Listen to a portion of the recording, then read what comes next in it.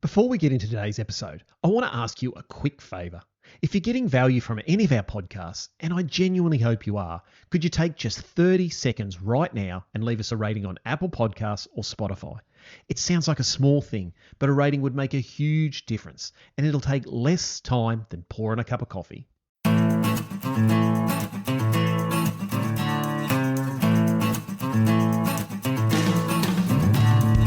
G'day. Welcome to the AgriCoach Podcast for families on the land who want to grow their family's wealth and prosperity across the generations. I'm your host, Ben Law, and I'm the financial bloke.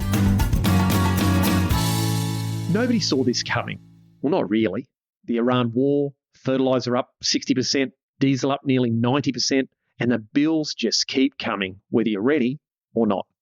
This is a black swan event, and black swans, well, they don't care about your plan. But here's the thing. Last night, somewhere in rural Australia, a farmer was staring at the ceiling at 2 o'clock in the morning, running the numbers, replaying the decisions, wondering if this is the season that breaks them. And I get it. These are genuinely brutal conditions for a lot of Australians, and nobody's walking away from this totally unscathed. But here's what I'm also noticing in my work with families right now, and I suspect our guest today is too. There's a kind of split happening. Some operations are facing this head on. They're making decisions. They're focused. They're not paralysed. They're not pretending it isn't hard, because it is. But they're moving, and quietly, beneath all the noise and distraction, they're sleeping well at night. Now others, they're overstressed, unsure how to move forward, spending their energy focused on things they simply can't change, like the oil prices, the war, the decisions they've already made, asking, why is this happening to me? When the more useful question is, what do I do next? Now that's the gap between the ones moving and the ones stressed and stuck. And that's what this episode is all about. Not what you should have done before this hit, because that ship sailed. This is about what you do now, how you think now, what you focus on now, and what it actually takes to get back to sleeping at night. My guest today is Paul Omodei. Paul is one of WA's most respected farm business consultants and sits on the board of Planfarm, WA's leading agricultural consultancy practice, working with over 500 farming businesses right across the state. Paul spent his entire career in the engine room of some of Australia's best farming operations, and he sat at a lot of kitchen tables. He knows what good looks like from the inside, and he knows what it looks like when things get hard, really hard. Today, we're going to have a crack at doing something just a little bit differently from the standard interview. We're going to be comparing notes, two advisors, different angles, same question. What are the farming families holding it all together right now really, really well actually doing? And more importantly, how are they thinking? With the goal to say, what can the rest of us take from this information? So I've been really looking forward to this episode. And without further delay, Paul, welcome to the show, mate. Thanks, Ben. And yeah, really pleased to be on here. I've, as you know, been listening to lots of your podcasts and always in awe of the people that you've had on and you yourself and what you've done with the podcast. So really, really privileged to be here. Oh, mate, we love to have you on, and I've been waiting for this episode for a while, and this is the perfect timing. So before we kick off, mate, can you just give us a bit of a rundown on your career and how you got to where you are now working within Planfarm? Yeah, sure. So from a farming family in the southwest of Western Australia, a place called Pemberton, God's own country, they tell me. And yeah, so my family were into beef and vegetables at the time. And then when I was just 17, I reckon, high school, my dad decided to go into politics, and that put me on a journey to head to universities because he didn't want me to come home when he wasn't there, and sold some machinery. So he sort of made my decision pretty easy to make. Did ag science at university in WA, and then worked with a company called CSBP, a big fertiliser company, one of the major suppliers still in WA, in their field research team to start with. And then I went into an area manager role doing soil and plant testing with farmers. And that's where I really found and got the love of dealing with farming families. So, and that was in broadacre and livestock, or sheep mainly. From there, I started a independent agronomy business in early 2000s and joined with another group of agronomists into close to about 2006. And from there, I could see that as agronomy, I could only take the clients so far in terms of their business. And that was what really made me tick. And I wanted to know what made them tick. So, yeah, I just made sure that from a perspective of where I was next was to get into financial business consulting, and a chance meeting with a guy called Greg Kirk, who was with Planfarm, and here I am today. So that was 2014, and I've really branched out into broadacre consulting, farm business consulting, and now I lead the horticulture and agronomy teams in Planfarm, along with developing our new program called Elevate, which is around farm business coaching. Fantastic. So you get to sit around the kitchen table with a lot of good producers then. I certainly do, and it's a privilege, isn't it? Like, we just internally we hold that as an absolute privilege in terms of sitting around some of the best businesses in WA, and also in recent years have been able to extend that out to South Australia and Queensland through our horticulture project that we're involved in. So it's an absolute privilege, Ben, to sit at the table of farming family businesses, and just you learn as much as what you give at times. Yeah. And so what gets you out of bed in the morning dealing with families? Because obviously you guys at Planfarm look after a lot of farming families across Australia. Like, what gets you out of bed and working with these families? I think just that motivation around seeing them have continual improvement and just a continual learning, and that's ourselves as well. So things change, and obviously we're seeing that right now with AI and what that might do in businesses, including farming businesses, and just taking those sort of challenges head on. And I think that's what really motivates me from a farming perspective, is that seeing these family businesses just take challenge after challenge after challenge, get bumped and sometimes get bumped and knocked down and jump up again. That's the real, and resilience, I think, is used a lot these days, but really what it is the ability to actually pivot and be nimble and have a fitness in the business. So that's what I really focus on. I love football, as you know, and I think that when you're at your peak fitness, you can take anything in terms of pressure, things that come from left field. So when you're at peak fitness, and I talk peak business fitness, then you can be nimble. You can actually move. You can take the bumps and the rides and rising costs that we've got now. You can actually step back and think. You can recover.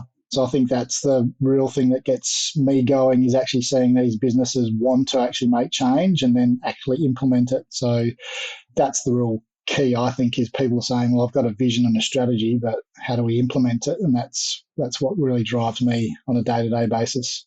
And so obviously we're in a unique time right now that we probably haven't seen for a generation, with, just to name a few things, the war in Iran, the oil prices, inflation, diesel prices, fertilizer, the lack of being able to get diesel. And obviously, as we're talking now, you're right in the middle of seeding over in WA for most families over there. So you get to talk to a lot of these families, the ones that are really thriving and those that are probably struggling a little bit. What's the mood out there that you're seeing, Paul? Yeah, we've just finished an internal PD, Ben. So the last couple of days, we've had all of our team in Perth. We only get them together once a year. And I was really buoyed by the fact that, we've got 20 consultants across, farm business consultants across Australia, and all of them are quite positive about, while there's challenges out there, that the mood within our client base anyway is that, look, these things are challenging. It's been a bit of a shitty past couple of months, but we've had some early rain in places, and people have been focused on what they've needed to do, which is seeding. I mean, you miss that window and you're buggered in broadacre. And I think from the horticulture perspective, we're coming into that period whereby, in the southern part of the country anyway, they run by that July to June period, they're starting to plan what's going to happen next year. And so I think while there's anxiety, I don't think it's heightened anxiety, but I do see in other, businesses that, or even just talking to people in industry like banking and accounting, that there is really heightened anxiety about what this all means in terms of these costs that are up and rising and continually rising, and where can businesses go with it? What can they do? But I think that's what we'll talk a bit about today as well, is that there's always something that you can do. You just got to find it, and not everyone has the answers straight away, but the harder you dig, that you'll find it. So I would say heightened anxiety for a period, back in that March period, that was a really tough period. Like, that was, when you have people ringing you and saying, I'm not going to put a crop in, that's just levels of really heightened anxiety and not being able to see the wood through the trees. And that's a challenging time, because you almost have to talk through what that actually means from a big perspective, even though you don't bloody know yourself. So it's a tough one, but I think the anxiety is now softened, and I reckon internally anyway in Planfarm with our clients, I feel that we've got a really good focus with where our clients need to go and what they can control, and that's where our key role is. Appreciate that. And I'm probably seeing a lot of the same. And I think sometimes we have to be a little bit careful too. My wife always points out to me, Ben, the people you deal with and the families you help, you're in a bit of a bubble because they're the people that want to be proactive and get ahead. And there's still a lot of people out there that probably don't have that support network or have chosen not to have that sort of support network. So they're possibly, doing it a little bit tougher than others. And so one of the things I sort of wanted to run by you that, upon reflecting over the last 2 or 3 months, because even what's just happened this week when we're recording is the proposed changes to the tax rates, CGT and negative gearing, etc. But what I'm actually seeing is there's this real split between families or businesses where some are really rattled and, like you said, they start worrying about things they can't control. And I usually like to say they either over-catastrophize. So in other words, our brains go to that. It hasn't rained. It's probably never, ever going to rain again, and we're all going to go bankrupt and die, catastrophizing. And then there's the others that are sort of remarkably grounded. They sort of look at it and go, we're not going to sugarcoat this. It's pretty tough. This is probably the toughest conditions we've maybe seen for a while, but they just sort of get on with things. Are you seeing the same thing? And in your mind, are you seeing any common threads as to what's actually separating those two groups? Because I think it's really important we look at the people that are remaining calm and grounded and in control are probably the ones we want to be looking to for tips and tricks, shall I say. So are you seeing that, and what are you actually seeing separating those two? Most definitely. It is becoming even clearer, Ben, that those that are really struggling to manage change, I think, and this is what we're about at the moment, is that in any of our businesses about change management and how you actually manage that. And what the change is happening in farming is these rising input costs, no reflection of that in what we're getting as outputs. And obviously broadacre, is driven by the outside world, but horticulture is driven by a couple of big conglomerates that determine how a family's business might look in terms of pricing. And so I think there's those outside things that we can get tied up in, politics. You and I wouldn't be happy about the last day's, announcements either. And I think everyone is in the same boat. But certainly the thing is that the ones that are stretching apart now, that are actually going ahead and still having continual improvement, taking the knock and moving on. We always talk about control what you can control, but I think that's becoming so much more important these days. It sounds like a cliche, but they are the ones that are focused. You can say it, but when you do it is actually the big difference. And I think that's the really important thing that is really pulling the best farmers, or those farmers that are, able to be nimble, able to move forward, take the knocks and go again. But the other thing, Ben, is that they know their numbers. And I can't get this across to the industry anymore, how important it is now. And they know their numbers inside and out. Like, I've learned some things from some older generation farmers that have been clients of mine for a long time now, that they have simple measures of what they do with their bank account versus the budget I do with them in January and February. They look at a particular number, they see where they're sitting and say, well, okay, are we close to where we were? Why would that be? Have things moved? So it's not just about budgeting, but it's about the effect on what that might have 2 or 3 months down the track. So they're not just looking at what's happened in the past. They're actually looking forward. And I think that's where they're being more nimble, is actually control what I can now, but also what might happen if this scenario plays out in 3 months' time, and what is our plan to action on that. So they're not just wobbling along, and as they get to a T road, take a left or a right or a crossroad and go ahead. So I think that's really important, is that there is this planning, but I just find that they're not reacting either, Ben. Like, this is in terms of how our brains work, that's the old flight or fight response in the base of our brain, isn't it? So it's actually the smaller part of the brain. We've learned in the last couple of days dealing with Tony Femia at Checkside, is that knowing yourself and knowing about others is all about trying to get your thoughts up into that top part of your brain, which is a bigger surface area. It's where you can spend more safety. So there's no emotion, there's no reactiveness. So I've learned the last couple of days that what I'm seeing in our clients now is that they're not reacting, they're actually responding. And those two things are really different. And how you respond is about how and who you are. And also the way you respond is about how you deal with others and how you actually communicate to others. So that's a really important thing, because as humans, I'll communicate with you the way I like to be communicated to. That's just our natural fallback, isn't it? But I should understand how Ben likes to be communicated to, because otherwise how are we going to have communication? Now, I've learned that from someone you know really well, your sister, and Katie Godden, and I spent 5 sessions with her in one of her little mini courses that she does, and I learned more about myself and how to communicate than I have in my whole life. So shout out to Katie, but I think this is the important thing is that, there's react versus respond. And then once they do respond, the response is around communication with everyone. And that is a real failing in many farming family businesses, is that communication is not a grump. It's not just a text. It's actually everyone's involved in what the decision-making is and why. And that's the important thing, is the why, not how so much, because sometimes they don't know what the how is. And so that's why I've got to work through it, don't they? So to me, it's all about that, controlling what you can control, but react versus respond is really important. And respond meaning, what's our plan if this happens? And not to over scenario plan, but just make sure that, if certain things go a certain way, no more rain till June, what does that mean in terms of our livestock system? What does that mean in terms of our cropping, our next nitrogen purchase? So can't get a contract with Coles or Woolies because they're holding things back. Well, what does that mean in terms of how much of each crop I'm going to grow? So that's the proactiveness we're really talking to clients about now. And it's actually quite exciting. It's actually quite rewarding to actually hear them actually talking that way. Because I think that seems to me like there's a whole number of reasons I'm seeing it. And I love the respond versus reacting, because I think that's a great thing that people should take on for everything they're dealing with, whether it's a good scenario, a bad scenario, dealing with people, negotiating, dealing with workers. I think that's a really important part. And I know Alan Parker, I did a podcast with him, I think it was last year, and he talked about how sometimes when these things get overwhelming, the best thing you can do is take a really deep breath, because that fight or flight system, which is the amygdala, sits in the center of your brain, goes off when you're feeling fear or panic or anxiety. If you take those deep breaths, it oxygenates the front part of the brain, and that's where you make all your good decisions. And so I think if people can actually identify that, hey, am I responding here or am I just physically reacting from a fight or flight perspective, they'll make far better decisions. Now, I just want to go back to one thing you said there before, is about managing change.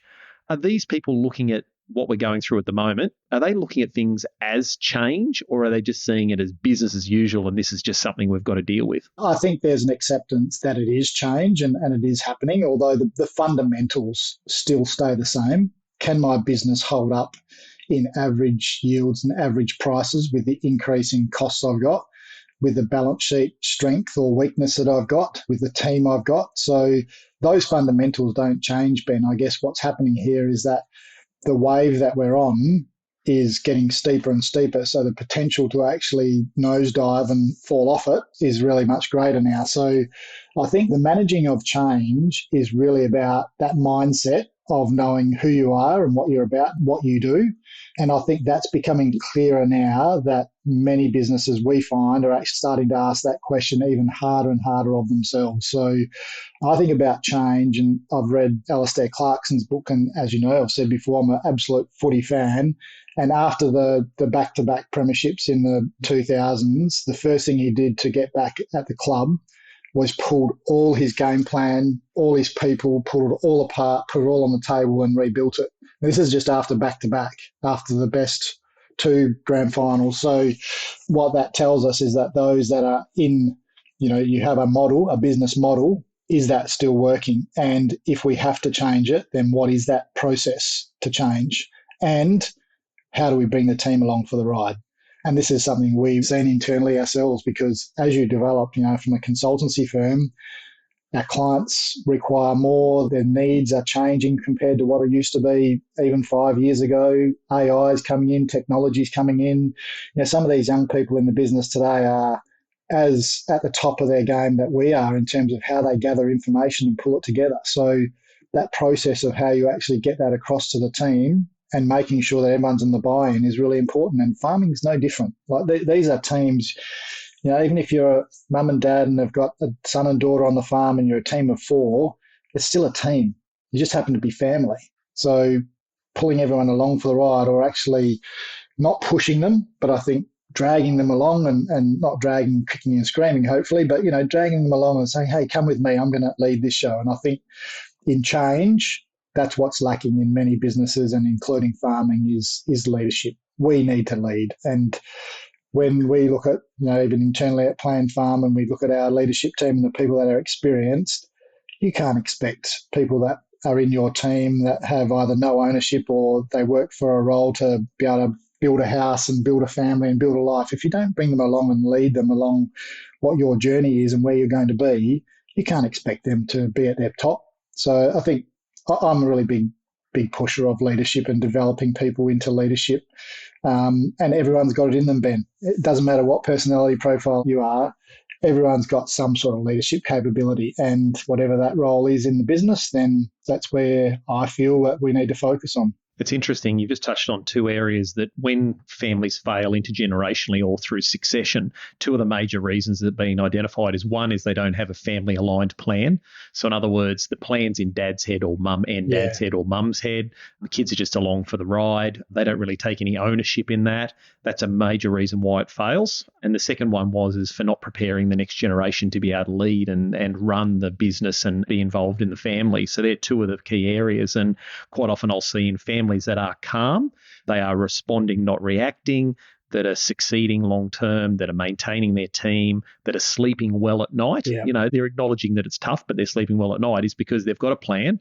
It's a family or business-led plan, and they're preparing their team or the next generation to be able to go along on the journey and lead. And most of them, what I find in say the current generation, mum and dad, shall we say, they're usually working on themselves as well. They're going, how do I become a better leader? How do I become a better strategist? And they're actually sitting down and self-critiquing themselves. And those families that are doing well, I notice, is they're usually self-aware. They usually understand that, hey, these are my strengths, these are my weaknesses, I need to improve these, I need to leverage off those. And they're actually really self-aware. And then when they're self-aware, they're able to build a better team around them. And I think in times like this, the natural reaction for a lot of people is to shut down, go and hide in the cupboard. I don't want to hear about it. I don't want to think about it. I'm catastrophizing. Yeah. Whereas the ones that seem to be doing really well, I'm seeing, is sitting down as a business or a family and saying, hey, let's not sugarcoat. This is shit. Oh, this is probably a tough time, whether it's the toughest we've ever seen. They're drawing on past experience. They're being dynamic. And then they're saying, okay, what are we going to do going forward? What's the plan? Totally agree. Let's freak out and talk about all the negatives. Okay, let's put them out on the table. Fertilizer's up, fuel's up, commodity prices are down, there's uncertainty, interest rates, etc. These are all the things. What's our plan to deal with that? Let's not just sit around and catastrophize the whole time. And it's just a different culture, shall I say, is probably the word I'm looking for. It's just a completely different culture. Totally. And as we know, culture is driven by good values and values that they instill in their business, and they actually bring them to life. And I think that's different to just having them on the wall, like many coaching podcasts you listen to. I think, Ben, they talk about, and I think you've had a couple on yours too, where values aren't just something you hang on the wall. It's actually how you live them and breathe them. And I think that's as true in farming as it is in anything else. So I think that leadership, and let's face it, like in terms of farming family businesses, how much do they spend on themselves? And I don't mean materialistic around cars and things like that. I mean about themselves. Like, how much time do you put into development of whether that be a leadership skill or a communication skill or mindset, whatever it is? How much time and effort goes in? And I think this is just one of the key areas for businesses to focus on in the future, is actually being able to step back. And the argument we get all the time is, well, who's going to do the work, Paul? Like, who's going to do that? And I think that's a key area we're working on from our service provision to clients, and also obviously through our Elevate program, is actually enabling them to find the space in their work life to actually be able to step back from that. And I think you find with many of the older generation, going to feed the sheep or going down the back paddock or doing something that actually just gets their mind off things is that breakaway. And I think you've talked about this before, is actually getting that time away to be able to just think and reflect with nothing else happening in mind. That's one key easy tool, I reckon, and that's just a discipline. If you can keep doing that and find a safe place where you do it, that gives so much clarity really quickly, because there's nothing else murmuring around in your mind, So I think that's a really important tool, I reckon, that many farmers can use. But I'll just keep encouraging all of my clients to start spending some more time and money on themselves. It's interesting. It's time and money on themselves, but also taking some time and effort away from the pressures of daily business life, and realizing that that's not a privilege that you earn. It's a necessity if you want to run a great business. I think that's a real mind shift for a lot of farmers. But it's interesting. There's something that I like to do, Paul, and I try and encourage people to do this when we do have tough times, is I do what we call a fear audit, where I literally, when all the interest rates went up, war broke up in Iran, first thing I did, sat down and went, wow, how's this going to affect all of the families that I work with? What does this mean for them? What does this mean for me? What am I fearful of? And I actually sat down with a big A3 piece of paper and some coloured pens because I'm a bit strange. I like to use coloured, pretty pens. I sat down and I wrote all the things I'm fearful of. And I just basically wrote them all down on the page like a big picture of crap. And then I sat with this one question with each of them and said, that is my fear. What's going to happen? And then, is this true? And what that allowed me to do was recalibrate myself into, is this a real fear? Like, there's a snake sitting there. I'm going to lean down and pat that snake. It's a real fear that snake could bite me and I'd die. So that's real. Versus sitting in my house going, I'm fearful that World War III will break out and people will come to my house tomorrow and take my family away and put them in a concentration camp. And I can go, well, that's not really a real fear. So then I can cross that out.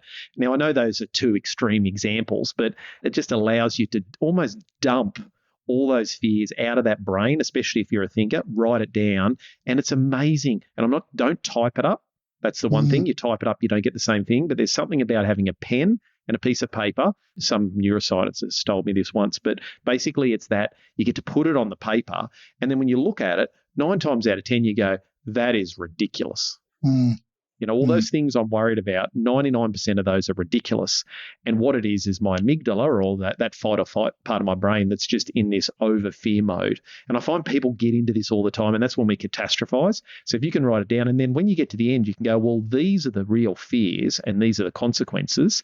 What am I going to do about this? Yeah. Can I actually do something about this? Is this in my control? And then the ones that are in my control, I can go take action. The ones that aren't, I go, oh, well, that is what it is. I can't control it. Let's move on. Yeah, exactly right. And at least I like that idea of the fear audit. It's probably bringing things back to reality, isn't it? It's what you're saying, like what's really going to affect me.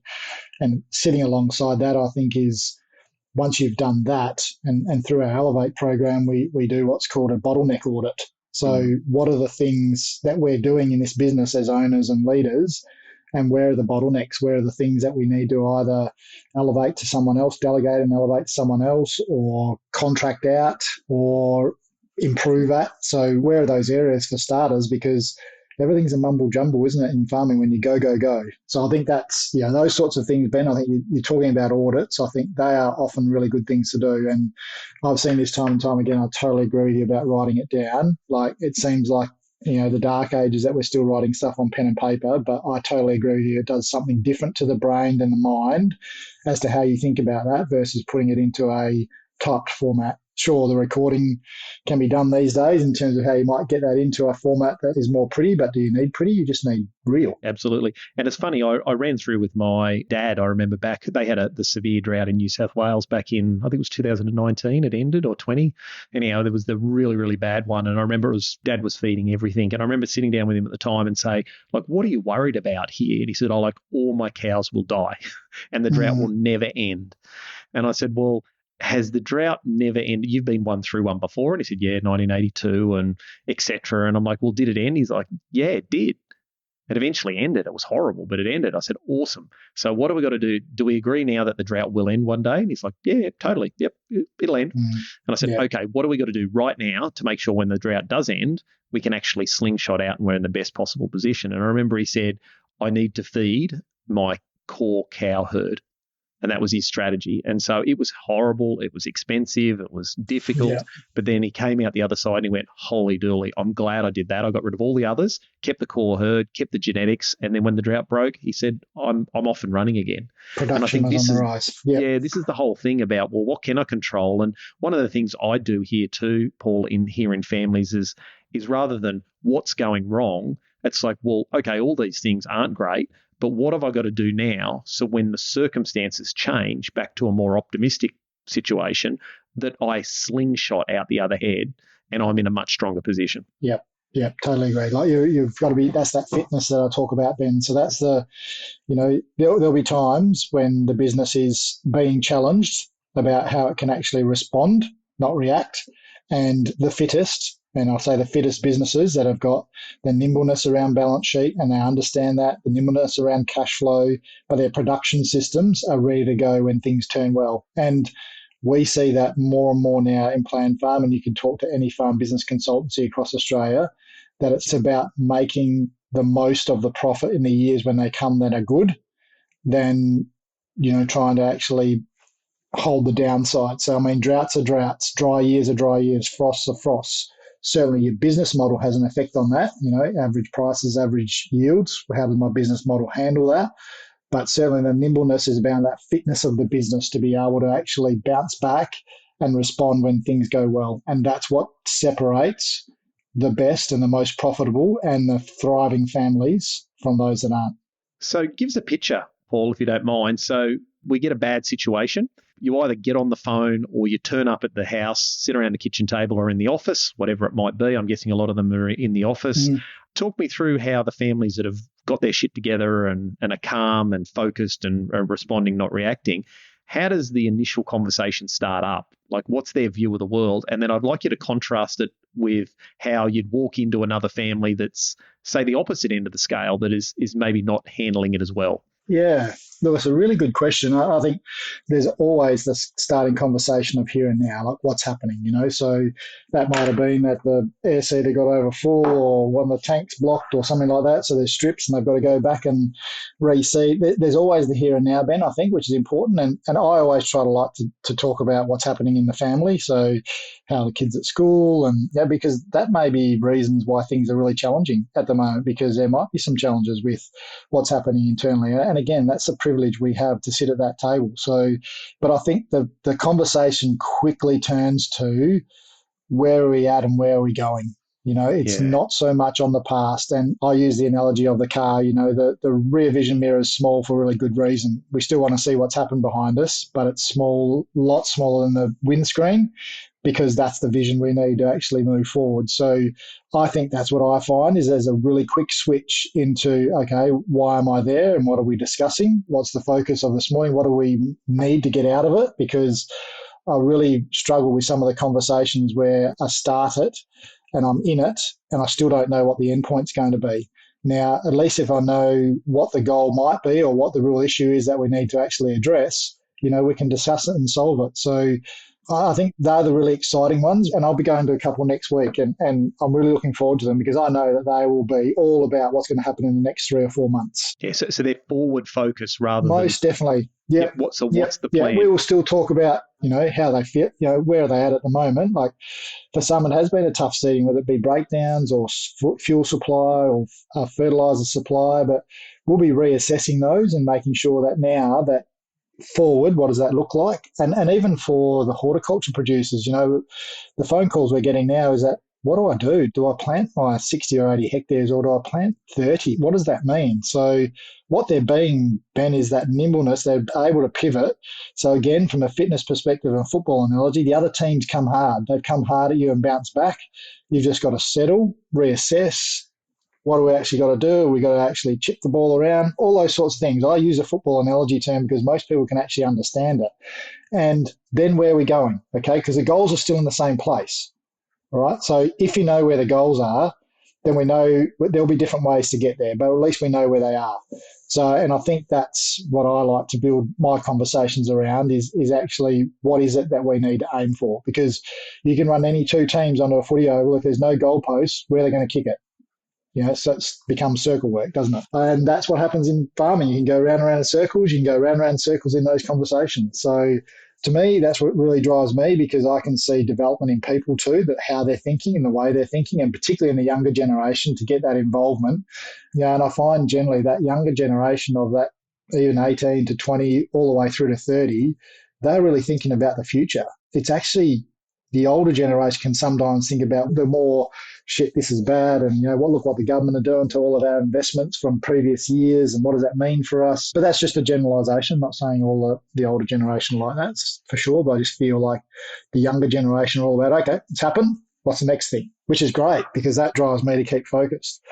Versus those that are tough conversations, and are tough because I find it hard to get motivated and stay motivated in the conversation, Ben. And this is those that are, it doesn't matter which way you turn the conversation, whether it be from the personal perspective and then into business and what's happening, it's always coming back to the things that are going wrong or the things that are bad. Or that they can't control, I'm guessing. Yeah, can't control. So they're the things that generally dominate the conversation. Certainly if they're bad things because they're things that they've either made mistakes around or things have gone wrong, but even things go wrong. I mean, machinery breaks down. Is that in your control?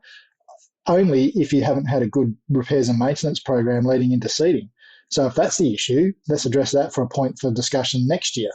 So move on though, it's done. So I think that's a really important thing is actually making sure you can try and pull yourself out of it. And I find it myself, it's hard work sometimes not to get dragged down into, like I was saying to you about the recent changes in the last couple of days, that's affecting hundreds of thousands of Australians. Millions. So hard for me not to be pretty shitty myself, but you can't. You can, but you've got to make sure from a perspective of what's the importance of my time with this client and what are they wanting to get out of it and what's their mindset at the end of it is really important because I want to leave that business, I want to leave that house, office, wherever it is, I want to leave that in a better position than what I was when I got there. Now, that's not always the case, and there's obviously always individual circumstances that'll drive that, but if I can do that most of the time, then I'm helping my clients every day. And I think that's the important thing. And hopefully they can see too.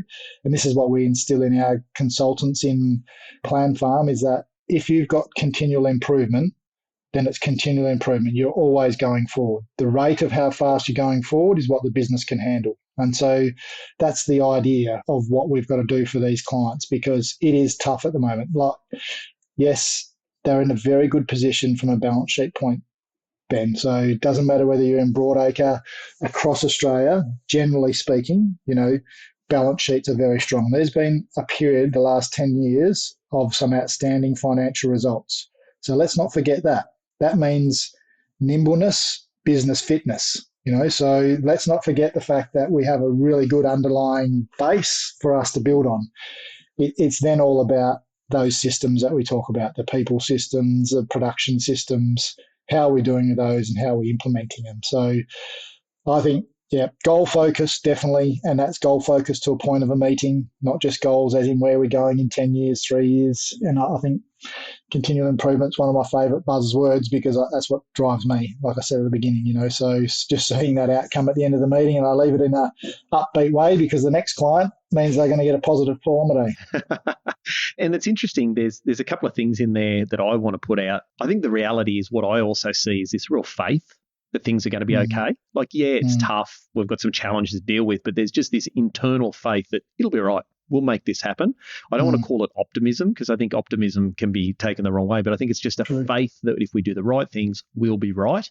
I think that's a really important one. And I want to reframe something too in here for this discussion today, Paul, is if it is a tough time you're going through, like I know in New South Wales, a lot of people are doing it really tough with drought at the moment, and you've got the next generation coming on. One upside of this is how good is it to see your kids get to see you go through and the business go through a tough time and come out the other side. I remember one of the greatest gifts for me was when I went into financial advice back in my previous life in 1999, 2000. 6 months after I got in, we got the tech wreck. And it was the worst time to ever be in financial advice. And then 2007, 2008 was another time.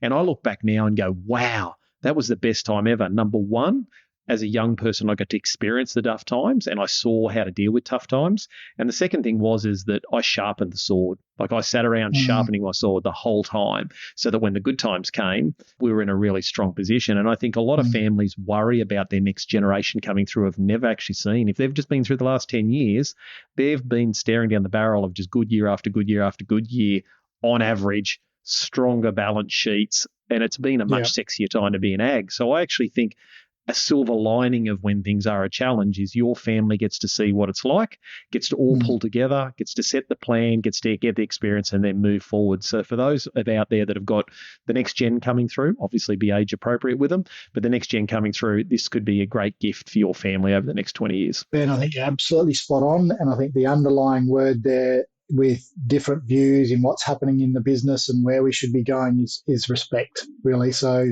younger generation respect mum and dad's position and why they have that position and what they've been through because they have seen some tough years.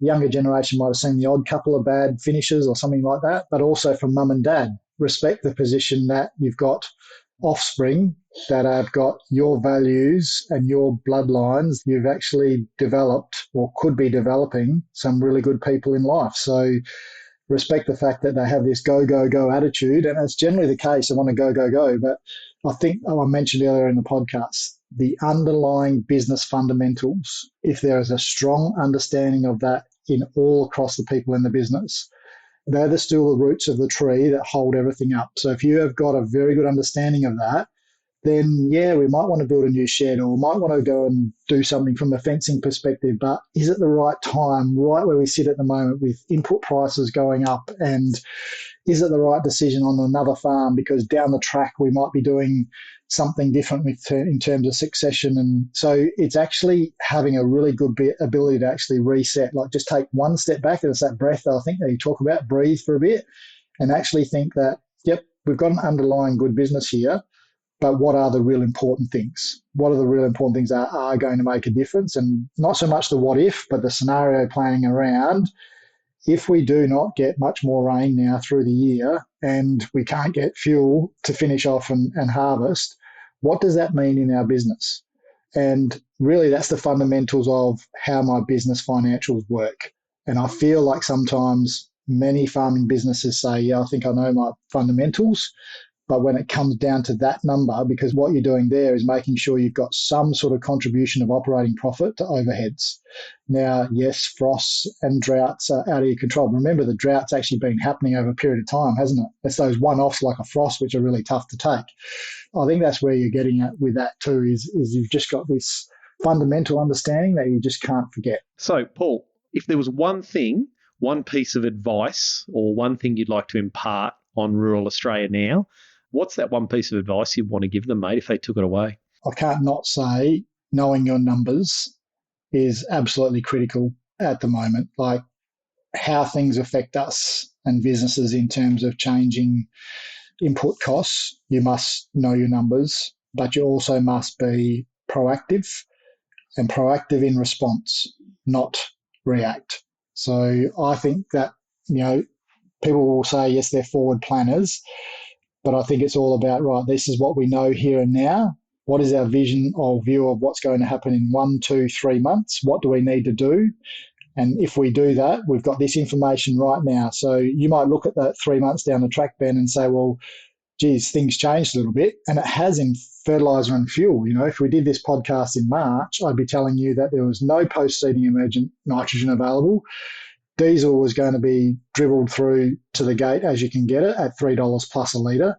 All of that's changed. If we made the decision, though, back on the 20th of March to do the seeding of nitrogen in broadacre farming, load up the tanks for as much as we had to get us through seeding and then reassess, then that's the information we had at the time. So knowing the numbers, forecasting out what that means for us is the absolute critical component, because that still underpins how you're going to actually respond to the changes that come down the track. So I think it sounds like a cliche, Ben, but it is so true that if any of the businesses that know their numbers, they know what impact cash flow is having at the moment. They know that bottom line number and how it's going to be affected by changes, through this next 3 months. And that will change how we deal with our clients at the moment. We'll be doing a lot more cash flow budget updates, and we're not just a cash flow budget consultancy firm. We're a whole of business consultancy firm, but that's critical at the moment. So know your numbers, know how the effects of change, and be proactive with communication. Like let your bank know that if the things are going to be tight come September, or there's now another pinch point in July. Because we talk about the last 10 years, Ben, there's actually been some significant profits made, which means taxation is becoming a real challenge at the moment from a cash flow perspective in businesses. Going through a tough period now of really high input costs, and we've got to find this cash flow to pay tax on profits made in previous years. So I think it's know your numbers, be proactive with what those numbers mean going down 2, 3, 4 months down the track, but also the communication, one within the family, but to those people in your business that are important, because there's nothing better than having pre-warning or having a heads up as what's coming rather than being reactive. And I think if people can remember respond versus react, I think that helps them actually understand how they can actually move forward and actually help with change management as well. Fantastic, Paul. I think that's amazing, mate. You've had some great tips and tricks in there, and I totally concur with all of those. And I think if everyone walked away with respond, not react, and if you know your numbers and you can do your scenario planning, as you mentioned, and I love the whole where are you at and where are we going? So where are we right now? And let's move on to the where are we going, I think is really important. So Definitely. Really good advice. So Paul, as we start to wind up, mate, where can people contact you? How can people find out more about Planfarm? Give us the rundown. As we mentioned earlier, Planfarm's across Australia now. So we've got consultants based across Western Australia from Geraldton down through to Albany, Bundaberg, and over in Albury, Swan Hill and Ballarat. So very well spread now, Ben, and obviously our website would be the first place. Look us up as either myself or anyone in the team on the area that they're based on. But yeah, we're very excited to be finally becoming more national farm consultancy business firm, and certainly looking to extend our services and change our services with the requirements of our farming clients too, which are changing. But we're just very privileged to be a part of many businesses, farming family businesses, and have that seat at the table. So look us up, planfarm.com. That's where you'll find us. Awesome, mate. Well, look, thanks very much for being here today. I think that's been a great episode. If anyone wants to reach out to Paul or the team at Planfarm, get on there, Google Planfarm. Great advice, great information. And, mate, hopefully by the time this episode airs, we'll have got lots of rain where we needed it to. Fuel prices have halved and fertiliser's just fallen from the sky. I like your positivity, Ben. That's the nimbleness we want, but a little bit of rain here in WA as we sit. So hopefully there is more coming for everyone across Australia. And yeah, I just hope people keep positive, keep safe, keep their mind and well-being at forefront. And I think you mentioned just a minute ago that things will be okay. You've just got to be proactive in how you respond. Love it. Thanks, mate. Really appreciate it. And thanks very much for your listeners. Righto, everyone. I enjoyed that episode. Just a couple of quick things. I always like to give you something before we go. I just take it off my notes I wrote down. I think the really important part is respond versus react. Paul hammered that home. The other one was when I talked about Alan Parker with getting out of the fight or flight state when you are stressed. I'd highly recommend going back and having a listen to that episode. It was really well received, and he gave us some great tips on how to deal with stress if we are hitting it. And I also like the idea of basically when you walk into a meeting or a discussion, Paul mentioned, where are we and where are we going? That resets things and gets you focusing on the future. But I love the sporting analogy Paul gave, which was if you're playing a game or playing the game of business or family, is first to settle, then reassess, and then focus, what are we doing now? And I thought that was a really good strategy. If you're playing football, that's what you do. If you're running a business, that's what you do. So maybe if you're in a position where you're going, we're getting a little bit overwhelmed, there's a lot of stuff going on, we start to get maybe a little bit doom and gloom, stressed, or maybe just even unsure how to move forward, is to slow things down, take the deep breath, settle it down, reassess where we're at, and then say, okay, what do we got to do to keep moving forward? What's our focus? Where are we going? And hopefully that'll settle things down a little bit. And remember, the families that succeed, the individuals that succeed, the ones that endure, have an absolute faith that things will be okay. I get it's tough. I get it's going to be difficult, but that faith seems to me to be the number one thing that the successful people always have, a faith that things will be okay. Okay, well, that's it for this week. I'm Ben Law. I'm the Financial Bloke. And remember, it's more important who you are than what you've got. I'll see you next time.